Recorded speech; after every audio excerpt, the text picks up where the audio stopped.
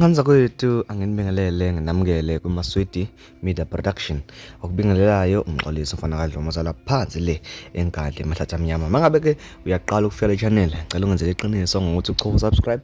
Waqeda ukubuka le video, ushaye like bese ke uyakhomenta lolu daba. Le video ke namhlanje ile video sibiza ngama-updates okuyivideo ke yes4 kuma-updates and eyokugcina ke le kuma-updates ka-2023 njengoba ke abaculi bonke beqeda ukukhipha kule weekend ke esizoyiqala kusasa. Kodwa ke ngaphambi kokuthi singeneke kuma-updates ke ngizocela ukuthi ngiqale ngikhumbuze umuntu ongayibonanga ivideo yayizolo ukuthi ke uMthandeni igcokamulisha uqophe umlando ke oyisimanga izolo emva ke ukuthi amemezele ukuthi ingoma yakhe iParis ihamba nolwandle nkulu ishaye igold disc yaphinde ke yashaya iplatinum okusho ukuthi ke isemathubeni amakhulu ukuthi ke igold disc nayo ishintshe ibe iplatinum bese uMthandeni ebe nama platinum amabili ngokohlelo ke lwakarisa ama platinum iyona ke idisc enkulu kunawo wonke ama disc ongakathola. Izeke noma ke ewine into enhle kangaka umfoka amanxele abaculi abaningi bese ngababoni bemhalalisela uzokhumbula ukuthi ke kwanyakaza uMaskandi ngenkathi uGatsheni ke eqophe umlando ofanayo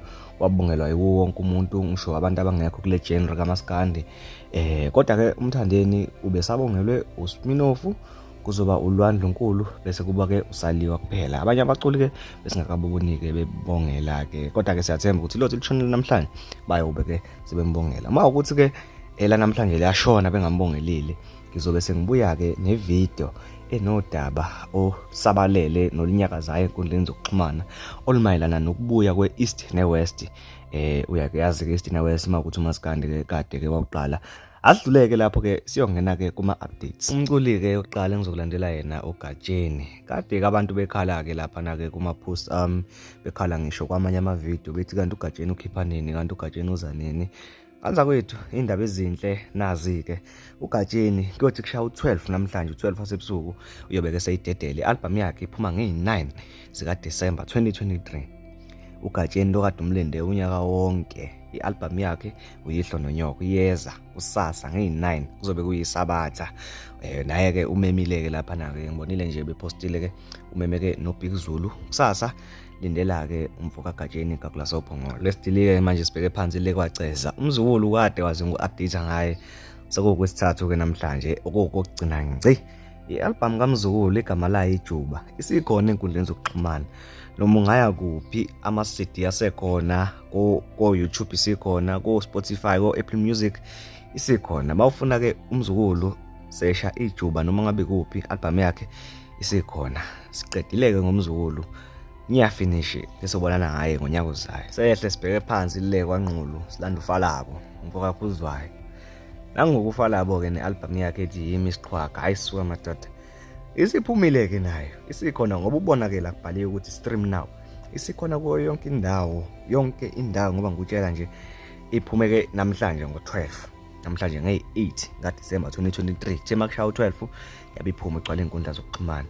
Mawufuna ukulalela uFalabo sesha njengamanje yimisiqhwaga wezwela wena uyobuya uzokhomenta la ungitshela ukuthi uzweni. Asidluleke sibheke uMdumazi ke lapha madoda asuka amadoda ethi inganekwane isiphumile ke album kaMdumazi isigcwele inkundleni zokuxhumana ishiye bonke abantu bemi ngenyawo ishiye bonke abantu bekhuluma.